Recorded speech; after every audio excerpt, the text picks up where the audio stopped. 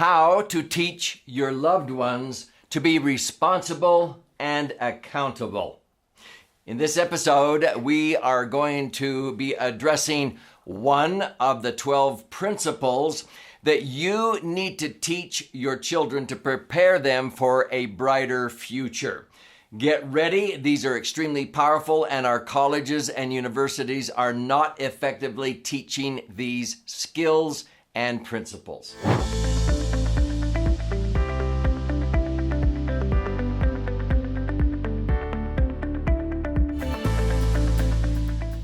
So my name's Doug Andrew, and I've been a financial strategist and a retirement planning specialist now for north of 48 years. But during that time period, I've helped many families optimize not only their financial assets, but also optimize all three dimensions of what I call authentic wealth.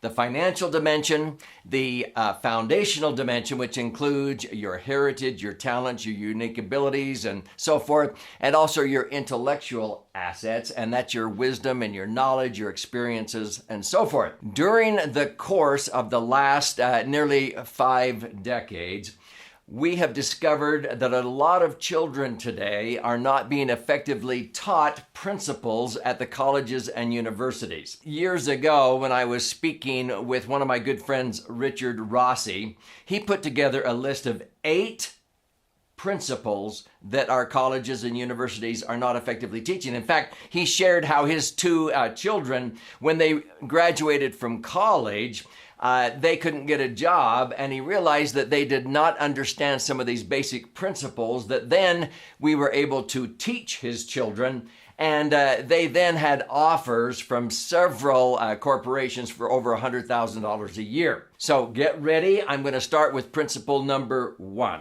As a background to this powerful concept, I actually have this summarized on an 8.5 by 11 sheet, and I have it here on the screen, and this is a series of 12 principles that unfortunately our colleges and universities are not effectively teaching our children today. And so I'm going to go through each of these one by one, and this particular episode is the very first principle that is just shocking to me. And again, these are how to prepare children for the future. So as we go through this, let me give you a little bit of background. One of my mentors is Marshall Thurber. And just to help you understand Marshall Thurber, he's a genius. He passed the California State Bar exam back in the 1970s with the highest score ever up until that point. And he never took 1 hour of law school, nor read one law book. He actually had 2 mentors in his life, Dr. Edwards Deming and Buckminster Fuller, and they taught him how to think and to create systems. And so Marshall helped his roommate who was studying to take the bar exam one weekend, and he said, "Let me show you how to pass an exam." And he helped his roommate create 16 mind maps with all of his notes from going to law school. When he got through, he said, "You know what?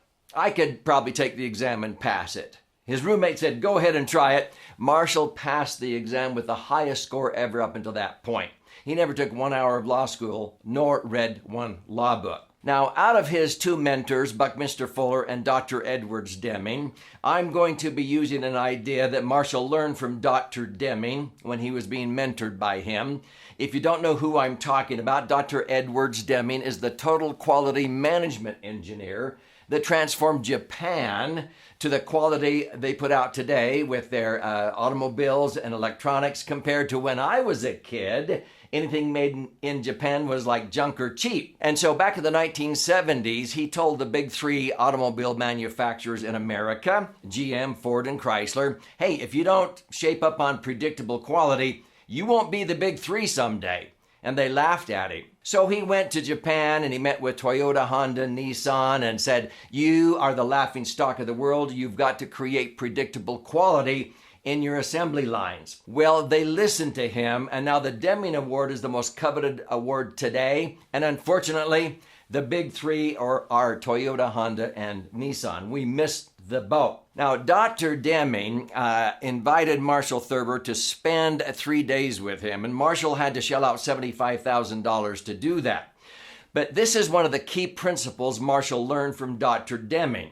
On one of those days, Marshall went into the classroom and Dr. Deming asked Marshall Thurber, Mr. Thurber, what takes the time in learning? And Marshall gave all these, academic studious answers. And then finally Deming said, Mr. Thurber, this is what takes the time in learning. And he went up to the whiteboard and he wrote, not getting it. Not getting it. And so he said, Mr. Thurber, you invested $75,000, 3 days of your time. My goal is to help you get it. I want to get gotten, okay? So that's my goal for you during these 12 principles. Now, the very first principle is when Dr. Deming taught Marshall Thurber by going up and saying, unfortunately in the world today, there's a lot of people that deal below the line. And he drew a line across the white pad. And he said, these 3 zones I'll arrange in order. Many people choose to operate in the zone of blame, always blaming for why they did or did not do something, why they can or cannot do something. Blame, blame. We see this all the time. Even politicians point blame. One rung up on the ladder from that is the zone of justification.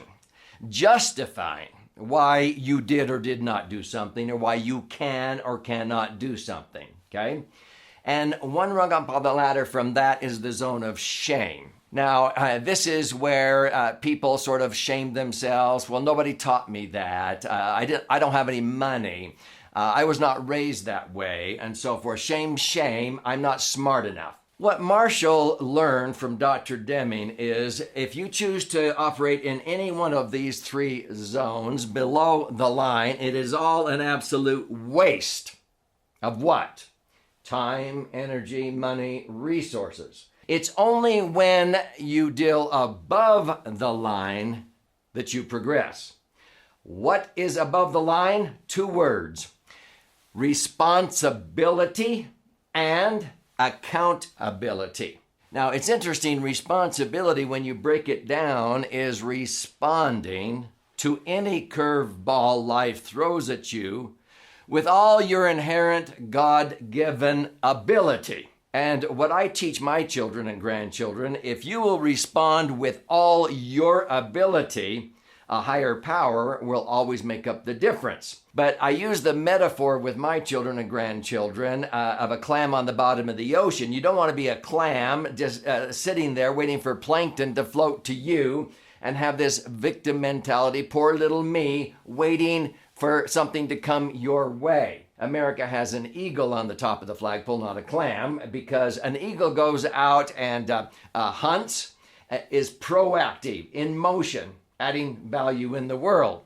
And so responsibility has to do with ourselves. Accountability has to do with other human beings that we need to be accountable to and for. Does that make sense? So let me share with you next what Dr. Deming told Marshall to do. So Marshall Thurber happened to be a Fortune 500 company consultant.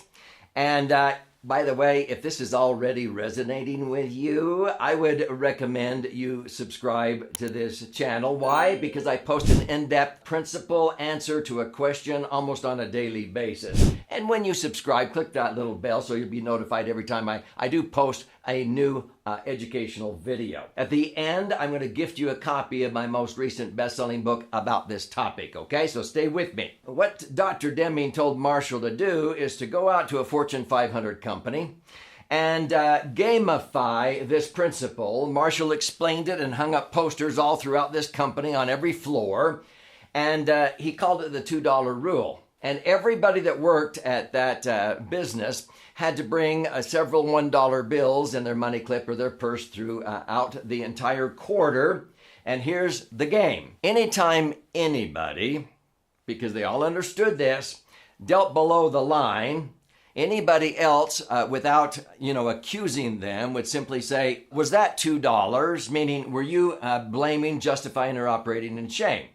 And if they agreed, yeah, I'm sorry, I was, then if they were responsible and accountable, they would donate $2 to jars that were strategically placed throughout the company, and they were going to collect the proceeds for 90 days and donate the total to a charity. I think it was a children's hospital. So this is called the $2 rule. We have these jars in our office, okay? We use them in our home. Guess what? In 90 days, that company collected over $250,000. Now that charity got a great windfall. But guess what happened to the productivity of that company that quarter when they all started dealing above the line? They decided to play the game through the remainder of the year. It was the best year they had ever had. It was the most profitable, and everybody got a huge raise because everybody started dealing above the line. So how powerful is this? How can you use this with your children? I'll give you a story. So my wife, Sherry, and I, we've been married 48 years. We have 6 children and now 20 grandchildren. So when we go on a family vacation with a purpose, or we hold Grandpa's Camp, which I teach in some of my other educational videos, we always instigate the $2 rule. In fact, if we were to go to Maui, let's say, which we like to do about every other year with our family, I tell them the $2 rule is in effect the minute the plane takes off the tarmac, and it will not end until we land again 1 week later. Now, they know what I'm talking about. So let's say we're going to get ready to go scuba diving, because we're scuba divers. And as we're getting ready to get on the boat, I noticed that my daughter Mindy does not have her snorkel, mask, and fins. Where are they, Mindy? Now, if she were to say, oh, I would have remembered to bring them, but Aaron was bugging me, so I forgot. Okay? So that's blame, right? She's blaming. $2. She'd have to contribute $2, and we collect the money and we actually use it to buy hot fudge sundaes, or we donate it to charity at the end of the week or whatever. Now, if Mindy were to say, well, I would have remembered or brought my snorkel, mask, and fins, but the strap on my fins or my mask broke yesterday when we were snorkeling at Black Rock. So it wouldn't have done any good to bring them. That's still $2. She should have been more responsible back at the dive shop and gotten a new strap for her fins or her mask, okay? $2. If she were to say, oh, Dad, you know me. I'm always forgetting. You have to remind me. That's the zone of shame, okay? It's all an absolute waste. So now what happens? If Mindy forgets her snorkel, mask, and fins, she goes, oh, I am so sorry. My bad. Listen, here are some sweet rolls and guava nectar to enjoy. I'm going to pay the driver to take me back to the dive shop. I'll be right back. And I apologize tonight. You know, banana splits are on me. Now, how would we feel about Mindy? She's being responsible and accountable.